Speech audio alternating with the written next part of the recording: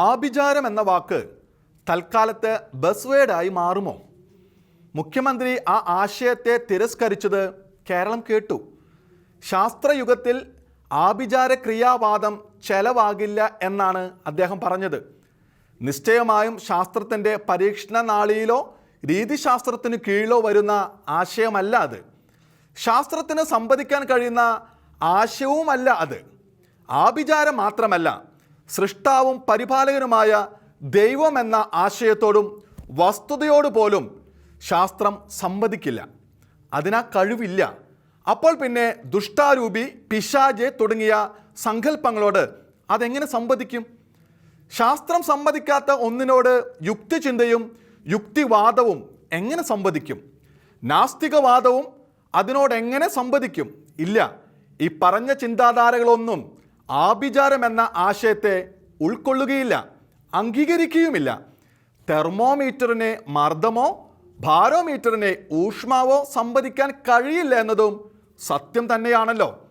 ശാസ്ത്രത്തിൻ്റെ തലത്തിന് പുറത്തുള്ള ആശയവുമായി അത് യഥാർത്ഥമായാലും സങ്കല്പം മാത്രമായാലും സംവദിക്കാൻ ശാസ്ത്രത്തിന് തീർച്ചയായും കഴിയില്ല എന്നു കരുതി ആഭിചാരം, മന്ത്രവാദം, ദുർമന്ത്രവാദം തുടങ്ങിയ ആശയങ്ങളെ മനുഷ്യരെല്ലാം വിട്ടുകളഞ്ഞിട്ടുമില്ല.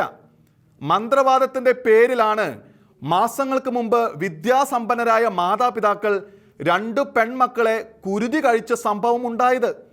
ഇപ്പോൾ ആഭിചാരം എന്ന വാക്ക് ചർച്ചയിൽ വന്നത് പ്രണയ ജിഹാദ് എന്നതിനൊപ്പം പ്രണയവശ്യം എന്ന ആക്ഷേപം കൂടി ഉയർന്നതോടെയാണ്. വ്യക്തിത്വ വിശേഷത്താലും പെരുമാറ്റത്താലുമല്ല, മറ്റു ചില ക്രിയകളാലാണ് വശീകരണം നടക്കുന്നതെന്ന ആക്ഷേപമാണ് ആഭിചാരമെന്ന വാക്കിലെത്തി നിന്നത്.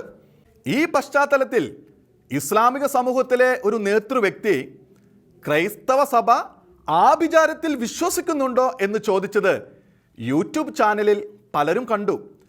അദ്ദേഹം തികഞ്ഞ ആത്മാർത്ഥതയോടും സദുദ്ദേശത്തോടും കൂടി ചോദിച്ച ചോദ്യം സത്യത്തിൽ 2 അംശങ്ങളുള്ള ചോദ്യമാണത്. ഒന്ന്, ആഭിചാരം എന്നത് യാഥാർത്ഥവും ഫലശേഷിയുമുള്ളതെന്ന് കരുതുന്നുണ്ടോ എന്നതാണ്. 2, ആഭിചാരത്തെ സ്വീകാര്യമായി അംഗീകരിക്കുകയോ ആശ്വാസമെന്ന് കരുതുകയോ ചെയ്യുന്നുണ്ടോ എന്നതും.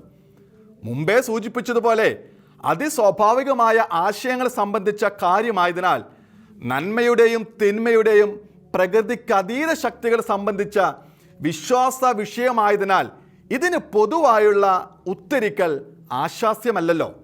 എങ്കിലും ചൂണ്ടിക്കാട്ടാനുള്ളത് ഇക്കാര്യത്തിൽ ചിലരുടെ പെരുമാറ്റമാണ്. അതിൻ്റെ അർത്ഥം എന്തെന്ന് ചോദിക്കുന്നില്ല, അതിൻ്റെ പ്രേരണ എന്തെന്ന് അന്വേഷിക്കുന്നില്ല. മുമ്പൊരിക്കൽ സൂചിപ്പിച്ച കാര്യമെങ്കിലും ഒരിക്കൽ കൂടി ചൂണ്ടിക്കാട്ടുന്നു എന്ന് മാത്രം.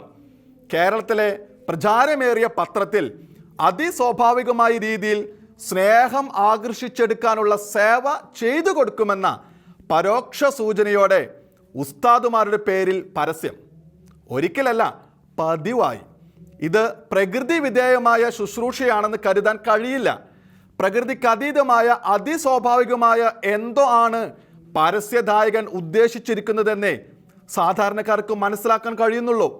ഒന്നുകിൽ തട്ടിപ്പ്, അല്ലെങ്കിൽ തനിക്കത് കഴിയുമെന്ന് വിശ്വാസമുള്ള ആരുടെയോ പരസ്യം. ആഭിചാരം യാഥാർത്ഥ്യമായാലും അല്ലെങ്കിലും, ആഭിചാരത്തിൻ്റെ ഫലശേഷി വസ്തുതയാണെങ്കിലും അല്ലെങ്കിലും പരസ്യം പ്രത്യക്ഷപ്പെടുന്നെന്നത് വസ്തുതയാണ്. അതാകട്ടെ ഉസ്താദ് എന്ന പേരിലും. അതിൽ നിന്ന് വായനക്കാർ എന്ത് ഊഹിക്കണം, എന്തു മനസ്സിലാക്കണം എന്ന ചോദ്യം മിച്ചം നിൽക്കുന്നില്ലേ?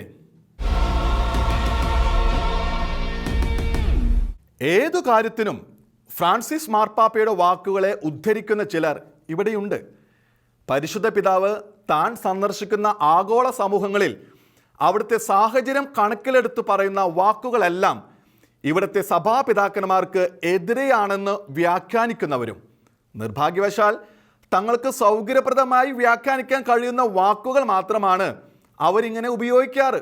അതാകട്ടെ വിശ്വാസികളെ തെറ്റിദ്ധരിപ്പിക്കാൻ പാകത്തിലും. കത്തോലിക്ക തിരുസഭയുടെ പഠനങ്ങളെയും ഇവിടുത്തെ പിതാക്കന്മാരുടെ നിലപാടുകളെയും ഫ്രാൻസിസ് പാപ്പ തള്ളിക്കളയുന്നു എന്ന് മതനിരപേക്ഷ സമൂഹത്തിലും വിമത ഹൃദയങ്ങളിലും പരത്തുക എന്നതാണ് പലരുടെയും ലക്ഷ്യം.